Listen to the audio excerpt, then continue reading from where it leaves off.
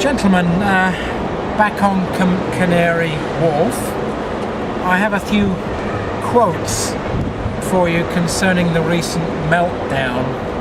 This goes back to the Nobel Prize winner in economics of 1984, Mr. James Tobin. I'll read you what he said then.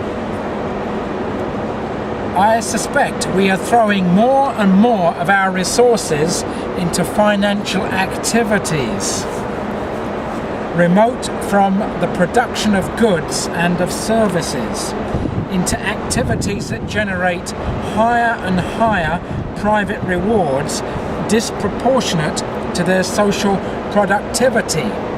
I suspect that the immense power of the computer is being harnessed to this paper economy, not to do the same transactions more economically, but to balloon the quantity and variety of financial exchanges. I fear that, as Keynes saw even in his day in the 1940s, the advantages of the liquidity and negotiability of financial instruments comes at a cost of facilitating nth degree speculations which are short-sighted and inefficient.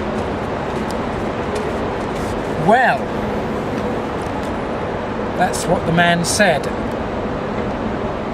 I do not agree that extra taxes on your bonuses is the right way to go about things, because I don't like the idea of manipulating the market.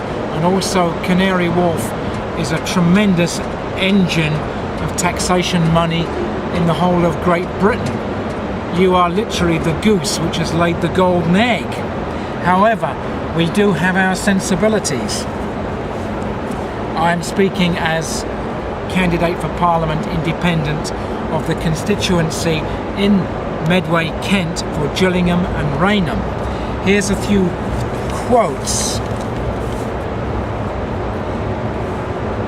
US banks, which are represented here, produce greater profits than the world of medicine, car and retail in the year 2006. Warren Buffett, the world's richest man and wisest sage, he couldn't stop the bonus culture going through at Summons, where he is a major shareholder. This was quoted in The Economist of May 17, 2008. Here's a risk department person probably working one of these buildings. Traders saw us, the risk department, as a hindrance for them to earn higher and higher bonuses. Do you know the value of over-the-counter derivatives? 700 trillion US dollars, which is 10 times the value of everything produced in the world in 1 year. This comes from the Daily Mail. The meltdown cost every per head person in the UK £43,000 in tax money accumulated. The chief economist of the IMF, Mr. Simon Johnson, spoke of your insatiable greed and utterly blind to any vision of humanity or of ethics. This was in a letter to The Economist. Your regulator, Lord Turner, spoke of you in Prospect magazine of being socially useless.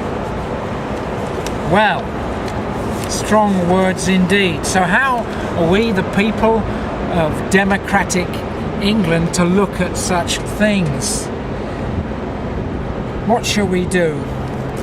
Do we believe that the bonus culture is moral?